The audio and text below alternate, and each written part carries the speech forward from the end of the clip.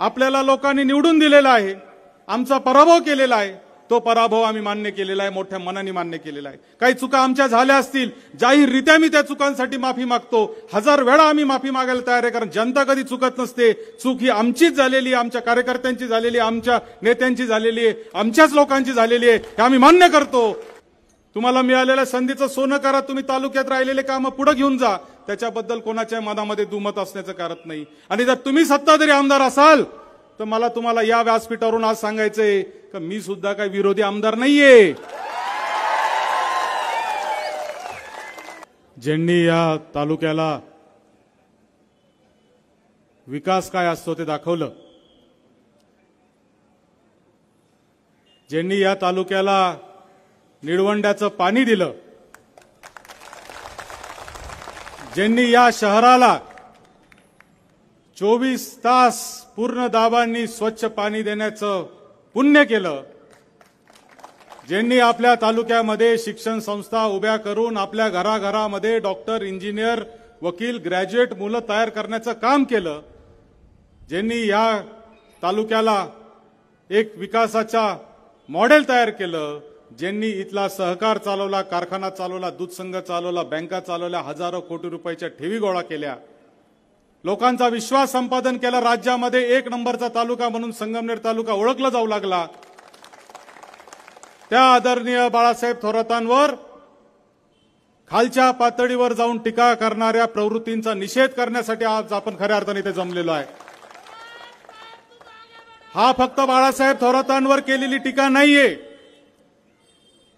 ही टीका आपल्या संगमनेर तालुक्यावर केलेली आहे, इथल्या प्रत्येक माणसावर केलेली आहे। इथं जर कोणाच्या मनात असेल का हा काँग्रेसचा मोर्चा आहे, तर मला तुम्हाला सांगायचंय की हा काँग्रेसचा मोर्चा नाही, हा बाळासाहेब थोरातांवर प्रेम करणाऱ्या संगमनेर तालुक्याचा मोर्चा आहे।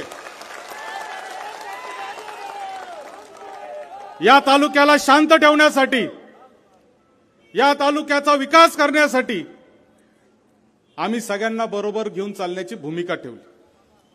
स्वातंत्र्य सेनानी भाऊसाहेब थोरातांनी जे स्वप्न या तालुक्यासाठी पाहिलं, त्यांच्या पिढीमधले मग दत्ता देशमुख असतील, बीजे खताळ पाटील असतील, केबी दादा देशमुख असतील, या अनेक लोकांनी जे स्वप्न या तालुक्यामध्ये पाहिलं, ते स्वप्न खऱ्या अर्थाने पूर्ण करण्याचं काम बाळासाहेब थोरातांनी केलेलं आहे। पूर्वीच्या काळातही राजकारण होतं, प्रचंड टोकाचं राजकारण होतं। ज्या बीजे खताळ पाटलांच्या विरोधात भाऊसाहेब थोरातांनी निवडणूक लढली 78 साली आणि निवडून आले, बीजे खताळ पाटलांच्या आणि दादांच्या दोघांच्याही आयुष्याच्या शेवटच्या क्षणापर्यंत ते दोघं एकमेकाशी बोलत राहिले, एकमेकाशी त्यांनी मैत्रीचे संबंध ठेवले। बीजे खताळ पाटलांचा 100वीचा कार्यक्रम करण्यामध्ये सगळ्यात मोठा पुढाकार माझ्या आईने घेतला होता। खताळ दादा तिला मुलीसारखं मानत होते। मध्यंतरी इथे भाऊसाहेब हसे कुठेतरी आमचा असेल राजापूरचा, तो शिवसेनेमध्ये काम करत होता। शिवसेनेमध्ये काम करत असताना त्यांनी एकदा थोरात साहेबांच्या अंगावर शाई फेकली होती, आपल्या सगळ्यांना तो प्रसंग आठवत असेल। आपल्या मनामध्ये प्रचंड राग आला होता, परंतु साहेबांनी सांगितलं की नाही, त्यांनी त्याचं काम केलेलं आहे, तो त्या पक्षाचा कार्यकर्ता आहे, त्या विचाराचा कार्यकर्ता आहे, त्याला विरोध करायचा होता, त्यांनी विरोध केला, आपण मोठ्या मनाने त्याला माफ करून टाकलं, किंबहुना माफच नाही केलं तर मागच्याच महिन्यात त्याच्या कुटुंबात एक प्रसंग घडला, तर त्याचं सांत्वन करण्यासाठी साहेब त्याच्या घरी जाऊन तिथं बसले होते। ही संस्कृती या तालुक्याची आहे, आपल्याला लोकांनी निवडून दिलेला आहे, आमचा पराभव केलेला आहे, तो पराभव आम्ही मान्य केलेला आहे, मोठ्या मनाने मान्य केलेला आहे। काही चुका आमच्या झाल्या असतील, जाहीररित्या मी त्या चुकांसाठी माफी मागतो, 1000 वेळा आम्ही माफी मागायला तयार आहे, कारण जनता कधी चुकत नसते। चूक ही आमचीच झालेली आहे, आमच्या कार्यकर्त्यांची झालेली आहे, आमच्या नेत्यांची झालेली आहे, आमच्याच लोकांची झालेली आहे, हे आम्ही मान्य करतो। परंतु तुम्हाला एकच सांगतो की दिलेली संधीचं सोनं तुम्ही केलं पाहिजे। तुम्ही तालुक्याच्या राजकारणामध्ये वाईट प्रवृत्ती आणून जर तालुक्याला जर तुम्ही मागे नेण्याचं काम करणार असाल, तर ही संगमनेर तालुक्यातली जनता कदापि तुम्हाला माफ करणार नाही। तुम्हाला मिळालेल्या संधीचं सोनं करा, तुम्ही तालुक्यात राहिलेले कामं पुढे घेऊन जा, त्याच्याबद्दल कोणाच्या मनामध्ये दुमत असण्याचं कारण नाही। आणि जर तुम्ही सत्ताधारी आमदार असाल तर मला तुम्हाला या व्यासपीठावरून आज सांगायचंय का मी सुद्धा काही विरोधी आमदार नाहीये.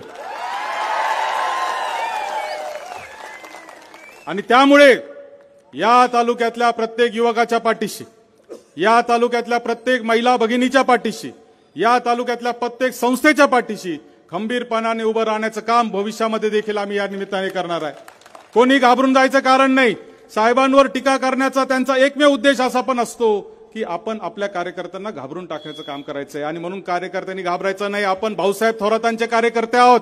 आपण खऱ्या अर्थाने स्वातंत्र्य सेनानी भाऊसाहेब थोरातांचे कार्यकर्ते आहोत. आपण कोणालाही घाबरायचं काही कारण नाही, हे देखील आपण लक्षात घेतलं पाहिजे.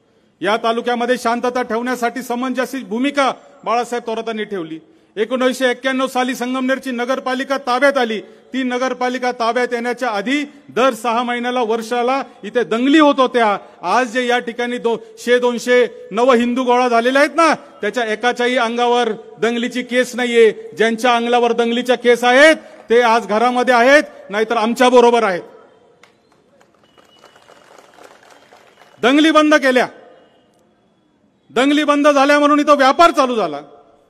व्यापार इतका मोठ्या प्रमाणावर चालू झाला की आज या संगमनेर तालुक्यात आणि संगमनेर शहरात मोठे मोठे शेकडो कोटी रुपयाच्या उलाढाली होऊ लागल्या. आणि फक्त आम्ही सामंजस्य भूमिका घेतली म्हणून आम्ही मुसलमानांचं लांगून चालून पालन करतो असं जर तुम्ही टीका करणार असाल तर तुम्ही ही पण गोष्ट लक्षात ठेवली पाहिजे की तुमच्यापेक्षाही प्रखर हिंदुत्व आम्ही आहोत. आम्ही हिंदुत्ववादी, प्रखर हिंदुत्ववादी आहोत. परंतु आमचं हिंदुत्व दुसऱ्यावर टीका करण्याचं, दुसऱ्याला त्रास देण्याचं आजपर्यंत राहिलेलं नाही. आम्ही कुठल्याही पद्धतीने कोणत्याही समाजाला कधी त्याचे लाड करण्याचं काम केलं नाही. ज्याची चूक असेल त्याला चूक म्हणण्याचं आणि ज्याचं बरोबर असेल त्याच्या पाठीशी उभं राहण्याचं काम बाळासाहेब थोरातांनी आजपर्यंत खऱ्या अर्थाने केलेलं आहे. आणि म्हणून हे जे टीका करतात, नेत्याचं काम हे मिटवा मिटवीचं असतं.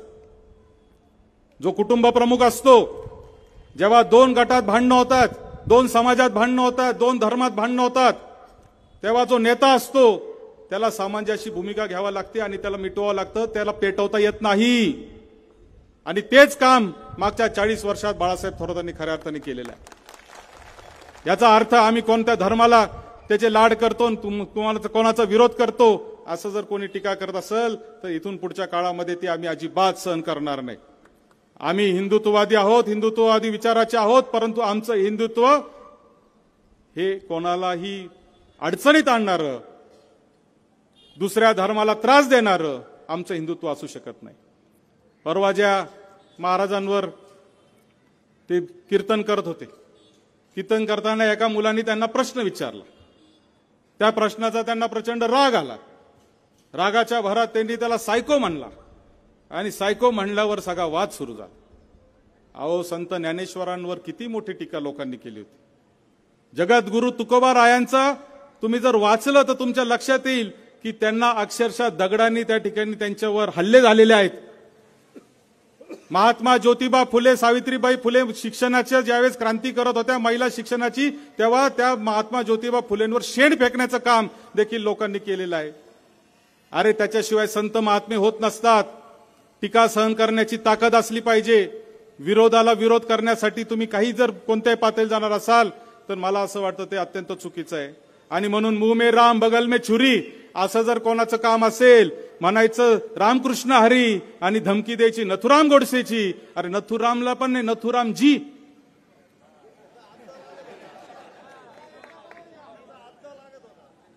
अरे, नथुरामजी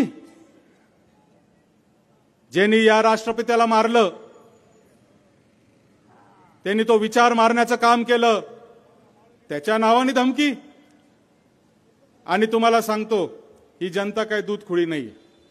आज एवढ्या मोठ्या संख्येने आपण आलेले आहात. प्रचंड मोठ्या संख्येने इथं गर्दी झालेली आहे. परवा निषेधाचा इथंच पुढच्या चौकात मोर्चा झाला होता.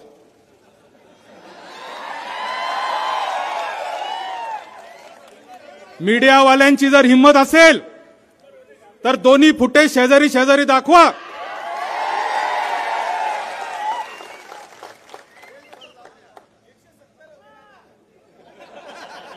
जे होते ते सगळे लाभार्थी होते. आज आता काय चाललंय, आजचा तो प्रसंग नाही म्हणून मी बोलणार नाही. नाहीतर या तालुक्याची घडी कशी तोडता येईल असा प्रयत्न चाललेला आहे। तालुक्याचा विकास कुठेतरी दुसरीकडे घेऊन जाण्यासाठी रिमोट कंट्रोलच्या माध्यमातून इथे काम चालू आहे आणि आपला माणूस त्याला आहारी गेलेला आहे। आणि म्हणून मला आपल्याला सगळ्यांना या निमित्ताने सांगायचंय, संगमनेर तालुक्यातल्या जनतेला मला सांगायचंय की हा प्रसंग जो आज आलेला आहे हा काय बाळासाहेब थोरातांनी विरोध केला आणि बाळासाहेब थोरातांवर काहीतरी बोलायचं म्हणून नाहीये। ही तालुक्याची घडी बिघडवण्याचा कार्यक्रम चाललेला आहे आणि तो कार्यक्रम हाणून पाडायचा आहे। तो आजच्या मोर्चातून त्याची सुरुवात झालेली आहे, त्याचा शेवट उद्याच्या काळामध्ये येणाऱ्या प्रत्येक गावागावामध्ये झाला पाहिजे एवढीच अपेक्षा मी आपल्याकडून व्यक्त करतो आणि थांबतो। जय हिंद, जय महाराष्ट्र।